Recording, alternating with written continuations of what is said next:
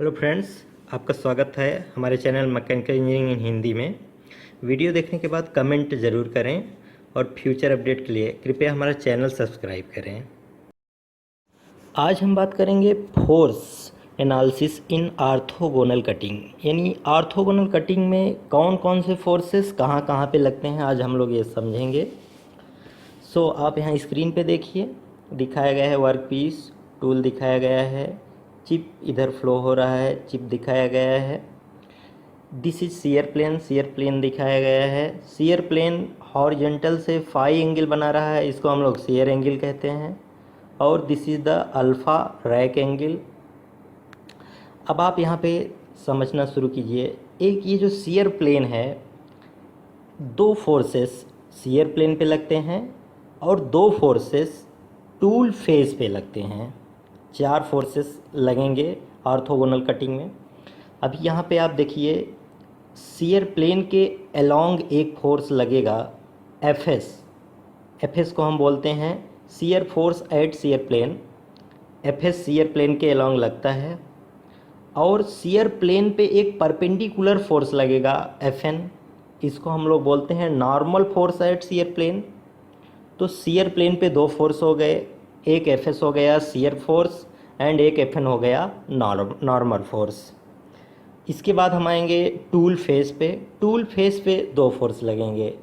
F जो है वो फ्रिक्शन फोर्स है, चिप इधर फ्लो होगा और टूल फेस पे वो फ्रिक्शन करेगा और उस कारण एक फोर्स लगेगा उस पर एफ। यहाँ पे आप देख सकते हैं F is the friction force. And N एक नॉर्मल फोर्स लगेगा टूल फेस पे। तो ये चार फोर्स लगते हैं। अभी आप यहाँ पे देखिए, एक डायग्राम दिखाया गया है। हम इन सारे फोर्सेस को वेक्टर के माध्यम से उनका एक रिजल्टेंट लेंगे।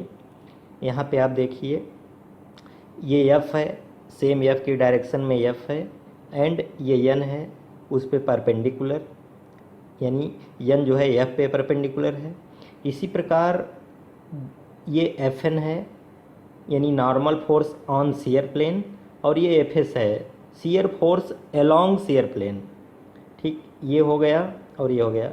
अभी इसका जो रिजल्टेंट होगा आर जो है वो F S and F N का रिजल्टेंट हो गया, आप यहाँ देख सकते हैं।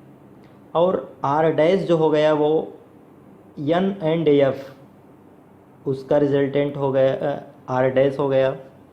तो आर एंड आर डैश ये दोनों रिजल्टेंट हो गए। आर रिजल्टेंट हो गया F S and F N का, आर डैश रिजल्टेंट हो गया एफ एन एन का। आर एंड आर डैश जो होंगे वो दोनों मैग्नीट्यूड में सेम होंगे और कोलिनियर एक ही लाइन में होंगे, अपोजिट डायरेक्शन में होंगे। तो इतने टाइप्स के फोर्सेस लगते हैं ऑर्थोगोनल कटिंग में। अभी आप ये फोर्सेस को समझिए, क्योंकि जब आप नेक्स्ट मर्चेंट सर्किल डायग्राम पढ़ेंगे तो ये सारे फोर्सेस आपको रिमेंबर रखने हैं, तभी आपको मर्चेंट सर्किल डायग्राम इजी समझ में आएगा। और यहाँ पे जो शेयर प्लेन है, शेयर प्लेन के अलोंग ही chip tool piece work piece से अलग होता है। शेयर प्लेन के अलोंग ही वहाँ से ही होता है प्लास्टिक डिफॉर्मेशन द्वारा। उम्मीद करते हैं समझ में आया होगा। Thank you very much.